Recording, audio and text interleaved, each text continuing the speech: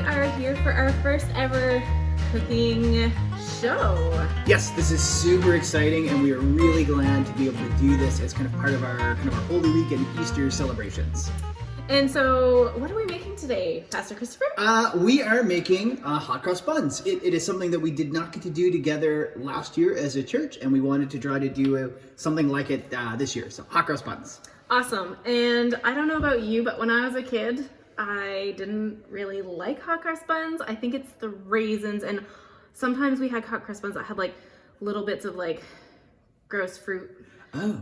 Yeah, and so I think I just didn't like that stuff in my food. What about you? Did you eat them? Did you like them when you were a kid? I don't remember having them as a kid. I don't even know if I had them until I was a teen. But no, hot cross buns did not kind of go onto my list. I like them now as an adult, but they didn't feel like a dessert as a kid. They just felt like a roll with raisins in it. Yeah, and I think even now I'm still a little like, I don't know if I actually like them or not, and it's the thing we do at Easter, so this is a big thing for me to make these, and my mom loves them, and she was very excited that we were making these. Yeah, I don't think I've made these before. This would be new for me. So, both of us knew right in this very instant, we didn't pre-make any. History in the making. In the making. So, the first step we need to do is take our raisins and we need to plump them with warm water. So we want to make sure we cover the raisins, just cover them over. So I don't think you need to stir them, but just to make sure they all get that water in there, we're just going to do that. And we're going to set those aside for about 10 to 15 minutes. And what are we doing next? Yeast. This is a rising bread, so we mix our yeast in some warm, not hot water. And we have 2 tablespoons of yeast for that. And then we feed our yeast 2 teaspoons of sugar. Awesome. Do we have to stir that? I stir my yeast a little bit just to make it mix, but I don't think you actually have to. Okay, so while that sets aside, I do have a question for you. So. Sure. Why do we have hot cross buns at Easter? This is great. So hot cross buns, even though I didn't start eating them until I was a teen, they have been a staple of Good Friday kind of Easter celebration since the 12th century. They were, like a lot of things, invented by a monk. And at the time, when sugar, fruit, and all of that was a little bit more scarce, these absolutely would have been a big treat. This would have been an upgrade from your normal bread. This was a sweet treat for sure. Yeah. Okay, cool. Well, we're going to get our milk heated up so we can do the next step. All right, so we just finished scalding our milk, so we're gonna put our next ingredients. And for those who watching who've never scalded milk before, can you explain what we did, Christopher? Yeah, so if you wanted to do this 100% by the book, you would have this on an element on your stove, thermometer in there, and you want to get up to about 83 degrees Celsius. I have no idea what that is in Fahrenheit. You want it to not boil, but you want it to kind of see boiling from here. So we went until it was sort of steaming, but not bubbling, because we didn't have a thermometer. Yeah, so now we're gonna add the milk into our bowl, along with our half a cup of sugar, half a cup of butter, 1.5 teaspoons of salt, milk, sugar, salt, and butter. You don't pull it up, you do that. Sure. Not used to my fancy dancy mixer. My mixer lifts.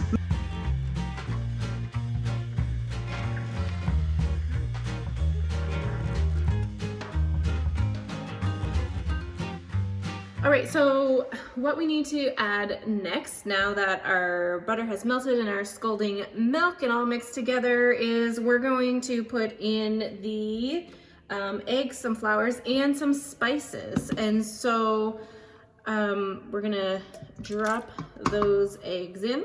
And the spices we're using today is cinnamon. We're using a little bit of allspice, nutmeg, and cloves. And so for the cinnamon, we did 1 tablespoon, and then the nutmeg, cloves, and allspice is about, I think we used a teaspoon or half a teaspoon of that. Yep. So I'm gonna just mix this. We also need 1/3 of our flour. What is the deal with the spices? So the hot cross buns, whether they were originally intended to be symbolic or not, have taken on some symbolism. And the spices, the reason why you add spices, the reason why we think about the spices, is they are meant to remind us of Jesus's body being prepared for burial. In Jewish burials, especially in the early 1st century, the body would have been prepared with perfumes and spices. So the cinnamon, cloves, allspice is meant to remind us of that. Nice, thanks. All right, we're gonna mix this up and then we'll get on to our next step.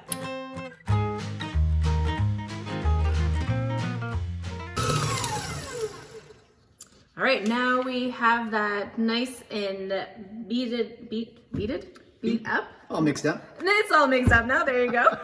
We're gonna look at our next thing, and this is when we're gonna add the yeast and another 1/3 of the flour.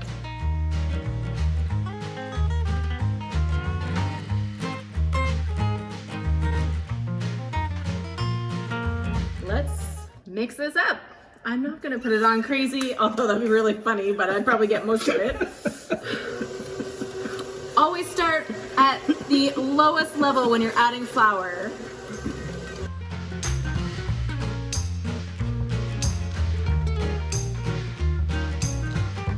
All right, Pastor Christopher's off to find a strainer. We're gonna strain these raisins, and then we have to coat them in a little bit of flour, and then we'll be adding them into our mixture.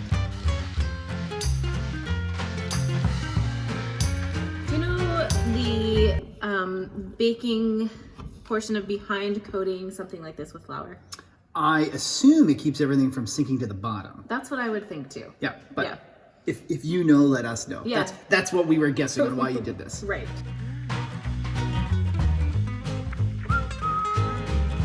All right, so it says to add the raisins and enough remaining flour to form a stiff dough. Knead and then place in a bowl. So we're gonna work on that.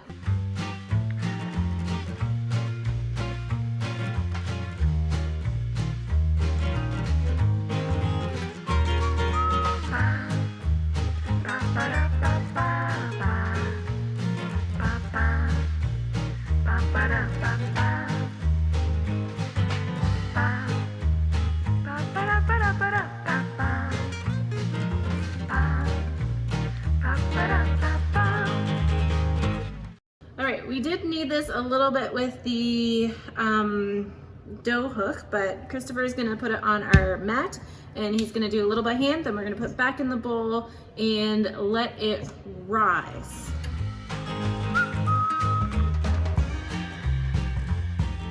So, I don't know what the rule of thumb is with like a sweet bread dough, a kind of a roll dough like hot cross buns, but I know growing up, the rule of thumb in our house for kneading bread was that you had to do it 1,000 times. That was my grandmother's secret to the lightest homemade bread you've ever had.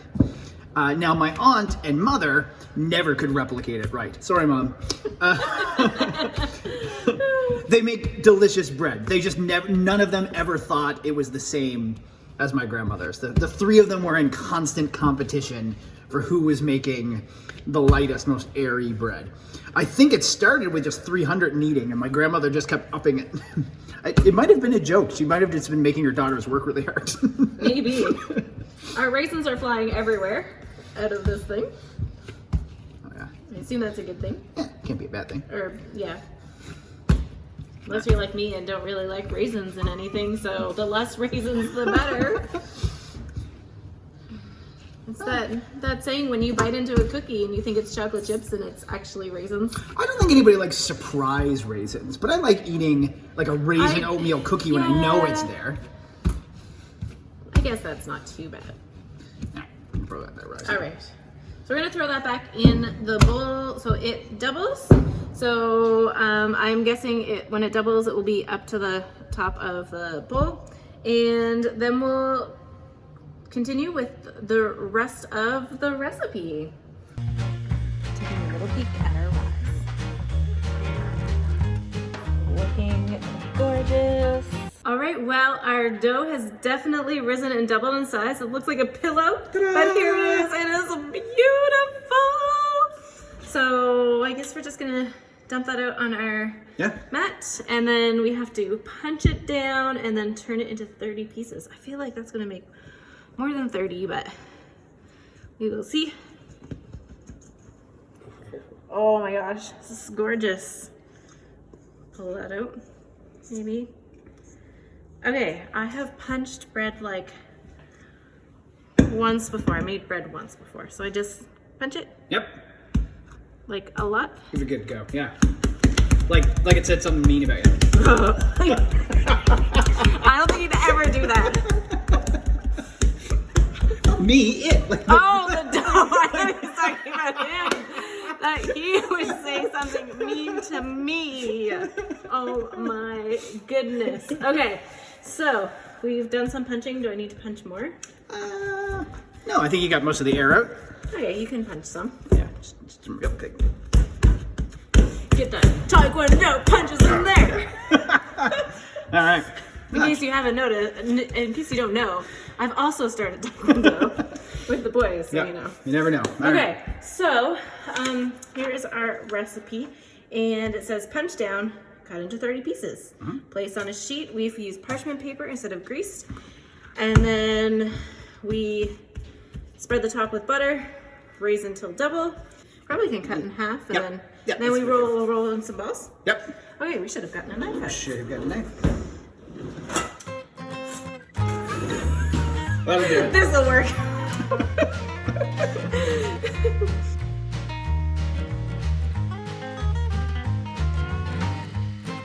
So as we're pulling this apart, when you were looking at some of the facts about hot cross buns, what are some of like what was the most interesting fact that you came across? Ah, that is a good question. So, hot cross buns were briefly illegal. Queen Elizabeth I in the 16th century decreed that hot cross buns would only be allowed to be served on Good Friday, Christmas, and for funerals.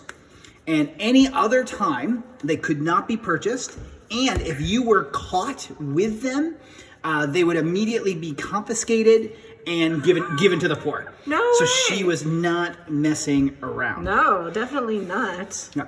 Now the reason why is in and around the 15th century, the 16th century, hot cross buns went from being a very popular kind of dessert bread to being almost a magical item, for lack of a better word.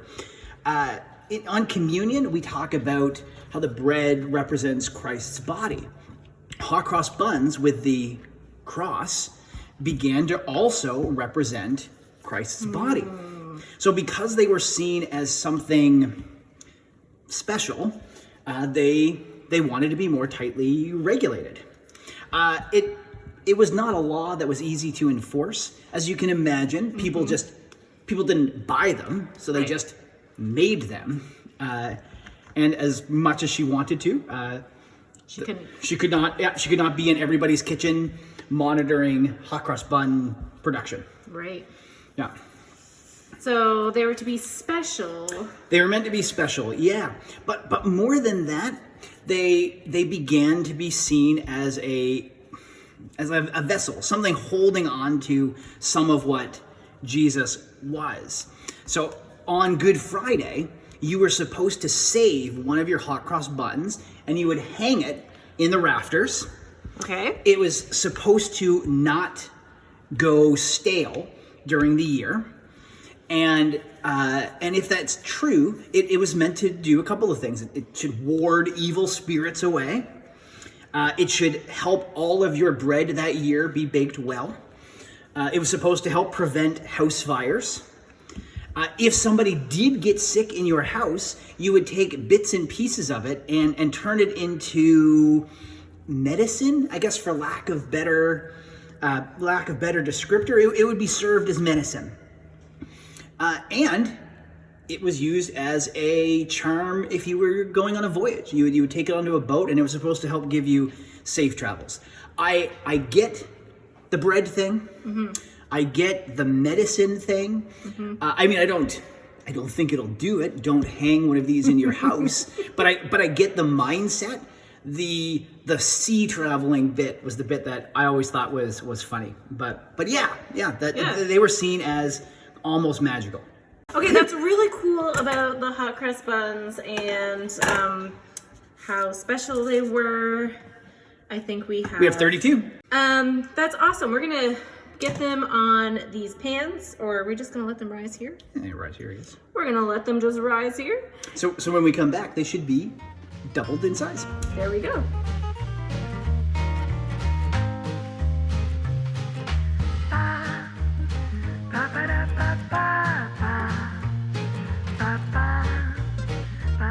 Our hot cross buns are in the oven for their first 10 minutes, so we thought we would get our glaze ready that goes on top. So I'm gonna let Christopher know how to make that, and he's going to do that. So we are going to,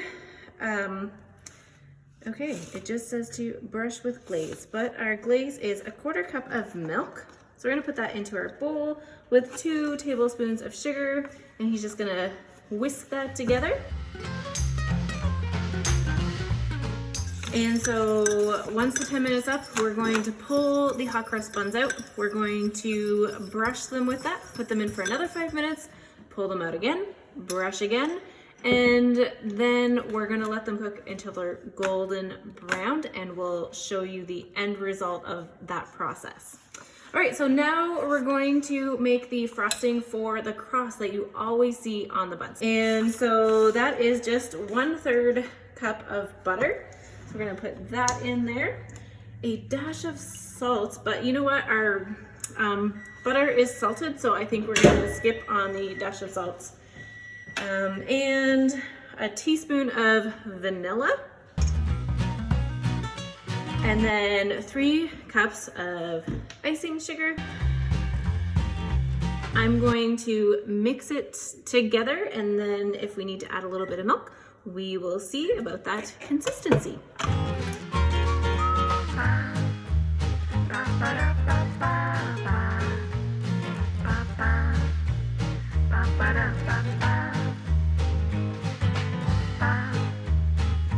So we have a very nice consistency of our frosting. It will be really great when we put it into the bag to pipe those crosses on to our buns. Now, I have a question. You're back with us again. Yes. The Hot cross bun. our hot crust buns. Yes. We put a cross on the top, and you did mention it earlier, but can you tell us a little bit more about the significance of the cross? Sure. So this, I guess, is the kind of the gimme of the hot cross buns. The cross obviously is meant to remind us, as this is our traditional Good Friday Easter dessert, it is supposed to remind us of the cross of Christ. And because we are typically making these on Good Friday, but eating them on Easter, this would also be one of those meals that help break what would have been a Lenten fast. So if you can remember all the way back to what we tend to call Pancake Day, or Fat Tuesday, or Shrove Tuesday, you were supposed to use up your fat and your sugar. Well, these hot cross buns are to mark an end of Lent, a celebration of Easter, a reminder of what Jesus did, and it's kind of a celebratory dessert. Awesome. Yeah. All right, so now we're just gonna do some glazing with our milk and sugar glaze.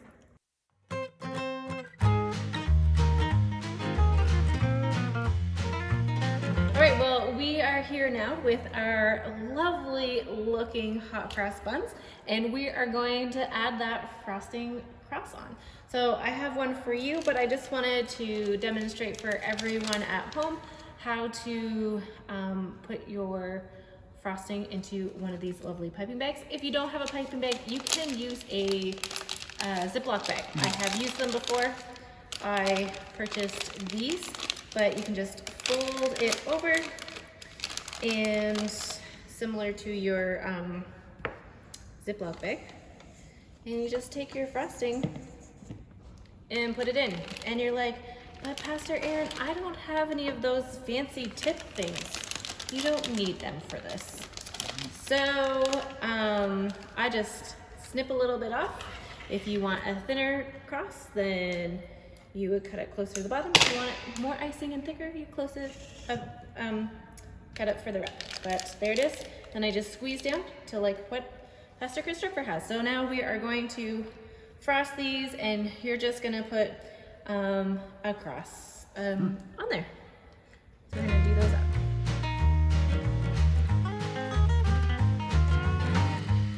Awesome. Well, we have these done up, and I feel like we should try these. Absolutely. So here you go. Thank you very much. And that is a good reminder. One of the last traditions, one of the really important parts, this is an Irish tradition, is when you have hot cross buns, when you share them with somebody, it's meant to help solidify your friendship for the coming year. So thank you. You're welcome. I'll take my own. I know we're friends. Correct. All right. Do you just bite in or do you rip off? Yeah, we'll rip off. The taste. Better than store-bought. You know, at the beginning of the video, I said I don't really like hot cross buns. Because I didn't have these ones. I'd eat these and probably have a couple of them. So there you go.